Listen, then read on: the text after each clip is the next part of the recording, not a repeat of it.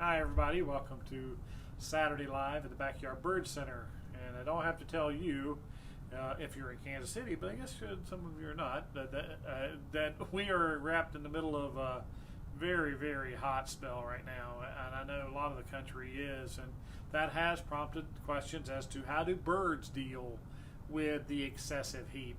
So I thought that'd be a good topic to address today. And there's no secret why I'm standing here among the bird baths as the things that you can do to help. But when we think about wild animals having to be out and live in the heat every day, and how they adapt to it, the first thing we think of, I want you to remember, is that birds, and I've said this many times in my videos, have a body temperature of 105 degrees. So their natural body temperature is much higher than it is for us. So they're already adapted and able to handle higher exterior temperatures out there than we are because of their body temperature. So that's one adaptation that they have.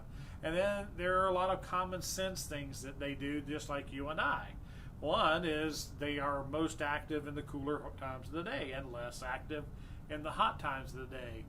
That is foraging for food and very actively setting or marking their territories, or in the early mornings and in the late evenings when temperatures are cooler.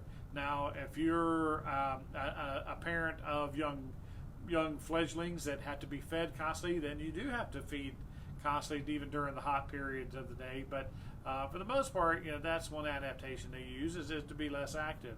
Another common sense thing is they take advantage of shady areas, and just like you and I do, we get in the shade whenever it's hot outside.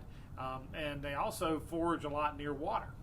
So a shady area with water is a good place to look for birds in the summer months, because it gives them cooler temperatures, and it also and it helps them. Of course, there would be good sources of food around water that time during the summer months as well. So another common sense thing.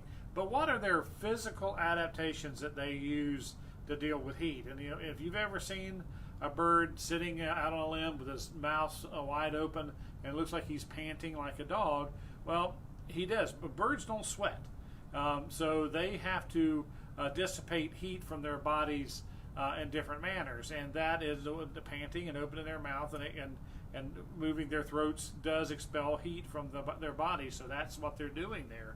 They also have bare skin patches that help them dissipate heat on their feet, for example. Even small patches of featherless skin around their eyes can help them dissipate heat. So that's there too.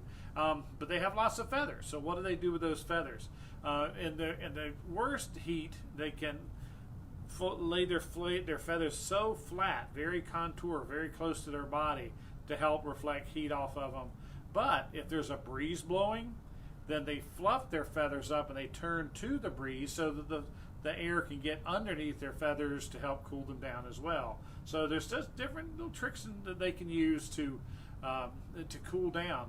But number one, by far, is water. And that, when asked, well, what can I do to help them during the summer months? Continue to feed, because they have to have food, obviously, for reasons. Your landscaping is helping with nice bushes for them to get in and shady places to get into. But by far, number one is water. Provide water. Bird baths are great. They get in there and splash around, and it helps them to cool down as well. But one of my favorite devices to use during especially hot stresses like this are misters.